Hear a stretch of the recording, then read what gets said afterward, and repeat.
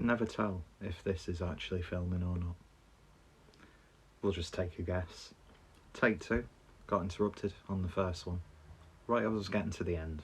Could easily just splice 2 clips together, but couldn't be bothered. So, weird noise that I've just made there. So I put a video out a few days ago, one of the Libidomania vlogs, about how my horror film collection is rather small, and that I was looking for sort of like ideas of what to do over the course of the Halloween season for the channel. And I thought, you know what we'll do on the run-up to Halloween? At the start of each week, I'll quickly go through the horror films that I've watched leading up to that day, talk a little bit about them, and then just see if anybody's interested in hearing me talk about horror films and not remembering anyone's name involved in the films, which is a true staple here at the Clueless Drinker channel. But yeah, I'm slowly getting into the Halloween mood. I mean, it is now the 11th of October, so better late than never, I suppose. And yeah, apologies that I'm sort of like blown out. I'm not talking about how bloated I look. Lighting, another staple of the channel. But hey ho, it is what it is. I'm not going to be remastering this from original negatives, so you're getting it rough and ready, just how you like it. So I've only got 3 films to show this week. One of them I already talked about when I was doing my little overview of my horror collection, which, by the way, thank you for all the comments there. Do greatly appreciate it. And yeah, the Libidomania stuff has really sort of like taken a back step on the channel, really. I've not done a podcast for a hell of a long time. I might do something on Halloween day or evening, because it does fall on a Sunday. So we'll see. We'll probably just have a general sort of like horror related discussion. Who knows? Anyway, so 3 films. First one, not going to talk too much in depth about it because we've already talked about it. But that would be Wes Craven's infamous Last House on the Left from 1972, I believe. I said when I originally spoke about this after just watching it, again, because I've watched it quite a few times over the years, but like the other 2 films in this video, it's been a hell of a long time since this revisit. And I said it in the original video, but man, was this a lot more powerful this last time. Now, still not as graphic as most films. It's not as sort of like explicit, although you can definitely feel that this was initially a porno script from Wes Craven. It's got that feeling of like a 70s roughie that is being released in sort of like an R-rated version with all like the hardcore inserts taken out. And I don't know, it's just a very mean-spirited and quite a downbeat film in some places. David Hess and Fred Lincoln, part of like Krug's gang, are just fantastic in their performances. Really just awful people. And then the other 2, the woman and the sort of young one who I think is supposed to be Krug's son. Quite a dynamic group, really. But yeah, it is a powerful film, I would say. And towards the end, when the parents are getting their revenge, I found myself like obviously really rooting for them, but at the same time you're thinking, oh, don't lower yourself. But that being said, you know, if you had found out that your daughter and her friend had been through what these 2 young girls had been through in the film, you'd probably want to do the same, albeit in a less sort of like an imaginative exploitation film style of way. Style of way? I think I've invented a phrase there. But yeah, very powerful stuff. Hard hitting in places. the sort of like implied sexual scenes, which I think in the version I watched, which was the Krug and Company print, I think it is even a little bit less graphic than the actual main version of the film. But it's one of those ones where even though it's slightly off camera, or you're not seeing it as graphically, you sort of, in a weird way, you feel every thrust. And it is quite an uncomfortable film in some places. Obviously made infamous due to the whole video nasty scare back in the 80s. The moral panic, satanic panic, whatever name you want to put on it. We're going through something of a bit of a panic now, aren't we? With, you know, not being able to have a Christmas turkey, and pig farmers having to cull their pigs, and petrol, even though my local petrol station still had just the right amount, just the same amount of fuel, and no queues.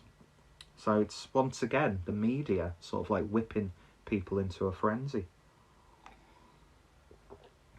But I can actually see, not that I'm going to justify it, because I'm thoroughly against censorship, especially when it comes to the arts. No matter what you think about a certain piece, a piece of film, a piece of music, I think artistic vision should never be hampered with. Obviously, there are extents if there's like genuine abuse on screen or something like that. Then, of course, that is problematic. But this is a piece of art at the end of the day. That being said, you know, times were a little bit different back then.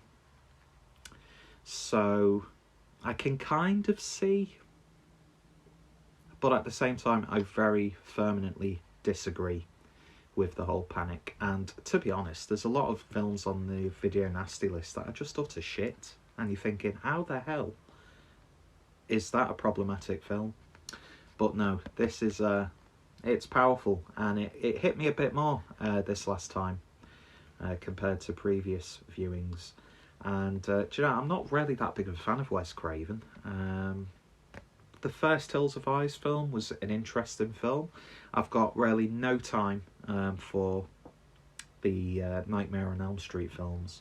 Scream, it was okay, but of course there are other films which I will get around to watching. But you know, he's one of those directors who I get it, I understand, and I do appreciate his importance and influence to the world of cinema in general. But he's one of those directors who I never really went out my way to watch. But this is I'd say this is a gritty masterpiece, and it would have been really interesting to see a roughy version of this, because I could imagine it being quite disturbing along the lines of something that Sean Costello or Zebedee Colt or even Fred Lincoln, who stars in this, would have produced. But yeah, it was weird watching it that way, like as if this is like a sexually explicit film, but they've sort of re-released it in an R-rated sort of way without it like having stuff cut. Do you know what I mean? It's sort of like with Punk Rock by Carter Stevens. You've got the explicit version, and then you've got this really interesting R-rated cut of the film, which actually is one of the most significant punk rock films of its day. But yeah, good stuff. And this is a really nice release. I know it's only the DVD, but I love the packaging in this. You can get it dirt cheap online and through Amazon, but to be honest, pay a few quid more and you can get the recent Arrow version. Although that special edition version, which I'm gutted that I didn't pick up, is selling for a pretty penny nowadays. But yeah, it would be nice to upgrade to Blu-ray on this one. But at the same time, this is one of those instances where they're sort of like grittier, the print. And that's what I really liked about the Krug and Company version of this. There's really been no sort of like restoration on it. It sort of just adds to the like the downbeat, gritty, grisly nature of the content of the film. And I sound like an overly romanticising fuck, as always. So, a good start with that one. Next film that I watched, again, I've watched this film countless times. It's one of my favourite zombie films, but it's been a good few years since I revisited this. I mean, I've had this Blu-ray version unwatched for a couple of years now. Arrow did a gorgeous steelbook of this. But I was just happy to pick this up because it was like £5 brand new in FOP, if I remember correctly. And yeah, Lucio Fulci's classic zombie film starring Ian McCulloch. I can never remember the main doctor's name in this. Yeah, the one who goes, "The boat can leave now. Tell the crew."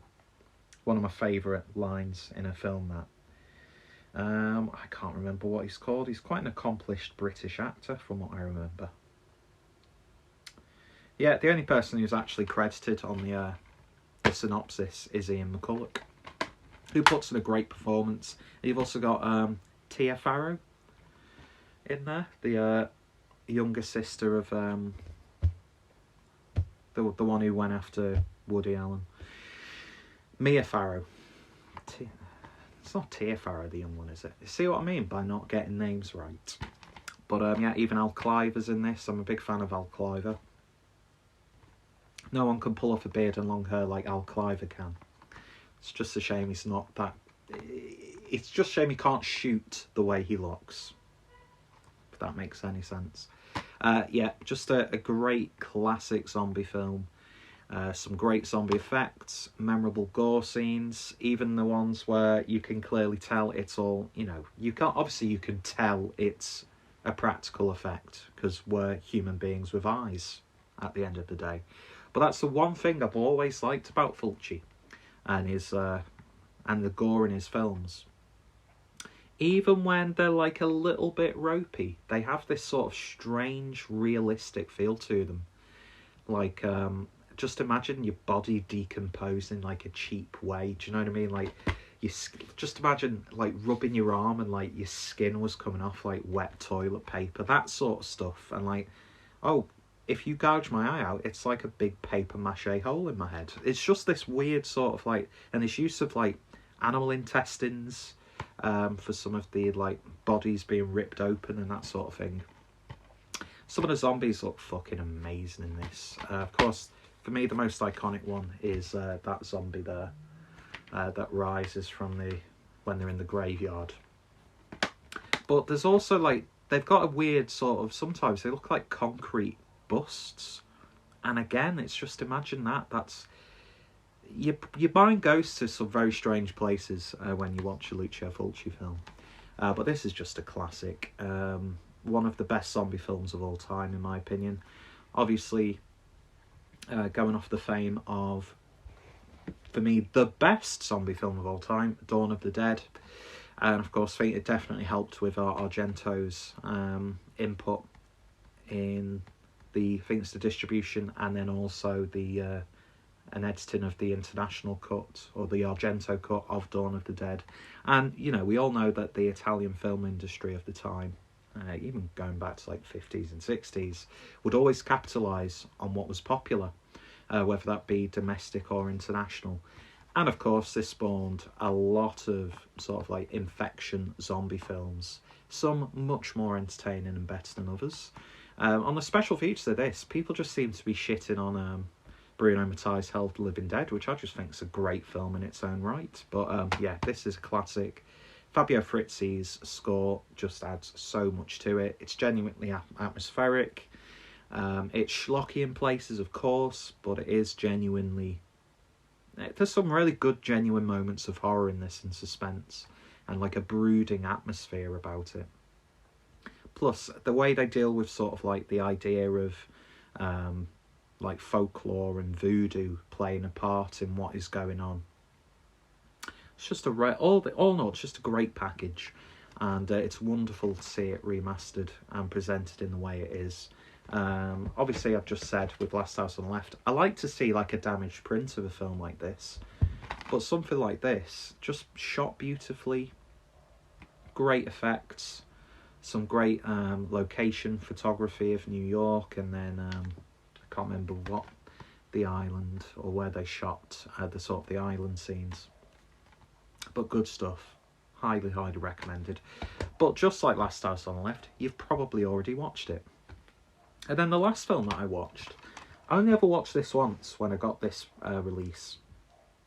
Really enjoyed it, and it's one of those occasions where you're almost afraid, Y'all, you are almost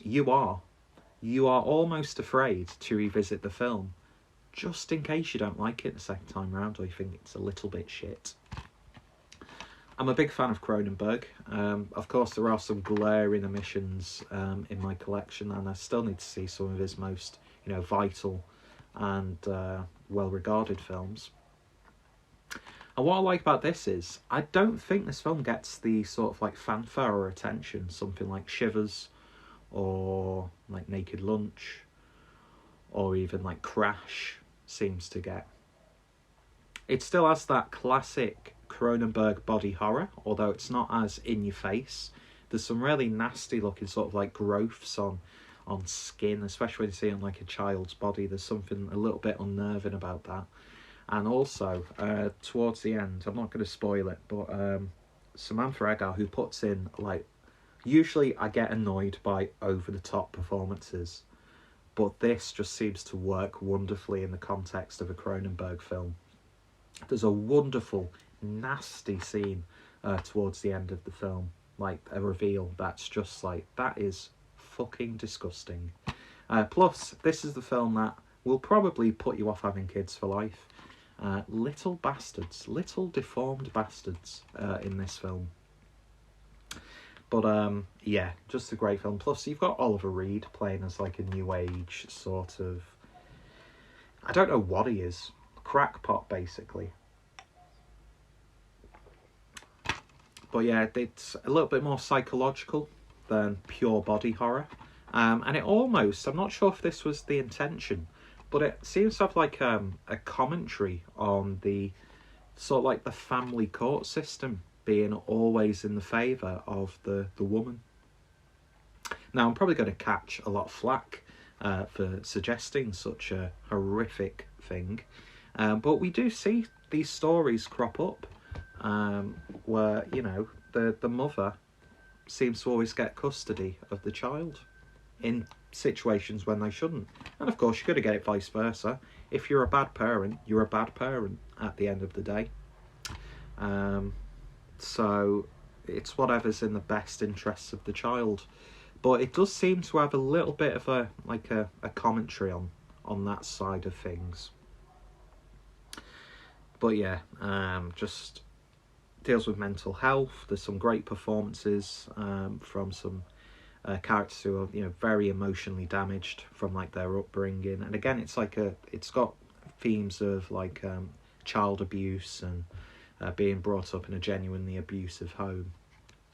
But yeah, it's a nice little film, this, and I think I enjoyed it more the second time round. This is a nice little DVD release that again you can pick up dirt cheap. It's got the US version and the UK print. Both are, I think, technically uncut, but the US print has a little bit more of the graphic side of things. I know that they released a Blu-ray of this, but I'm not too sure if this is actually like a special edition release, because I think it's crying out for one. Something like what Videodrome got, or Shivers, or Rabid got in recent years. But yeah, I think it's... I wouldn't say it's gone under the radar, because I think if you're a David Cronenberg fan, you love this film anyway, chances are. Can't really make a claim like that. But, it doesn't share the same limelight, and I think it's because, it's not as graphic as The Fly, it's not as graphic as Videodrome, it's not as graphic as Shivers or Rabid, but it still has those, even like Scanners, which is campy as hell. I remember being severely disappointed when I first watched Scanners. Although the iconic scene where the guy's head explodes, always satisfying to watch. But yeah, another masterpiece from Cronenberg, who's in Star Trek now, which I found quite amusing. So yeah, all three films, highly recommended. Hopefully this time next week, when I do the next video, I will have watched more than 3. Somehow I've managed to make this video as long as it is, just talking about 3 different films and not very much in depth. But yeah, so I'm slowly getting into that Halloween spirit, I would say. I'm enjoying revisiting these. I think that's what I'm going to focus on. Focus on the films that I've not watched for a while, or what films that I've watched once, but for some reason I've still got hold of the DVD or Blu-ray, and then give it another go. And yeah, any suggestions for sort of content you want to see on the run-up to Halloween, let me know. I might do a live stream on Halloween. I'm not sure if I said it in this video or the first attempt at recording this video, but it's just nice maybe to do like a general sort of horror chat on a Halloween evening. So yeah, if you've seen any of these films, then I'd love to hear your thoughts and opinions. What's some of your favourite films from each of the directors? What's like a classic film that you've not seen? Maybe in the next video I'll answer some horror questions, or we could do like a horror related Q&A. We shall see. But thank you for watching, and I hope you're all having a wonderful Halloween season so far. And I say this every time, but we'll get more content out there, don't worry, he says with a bit of trepidation. Anyway, thanks for watching. I'm going to kill a virgin now, and I shall see you all later. Bye. That was a very camp way to say bye.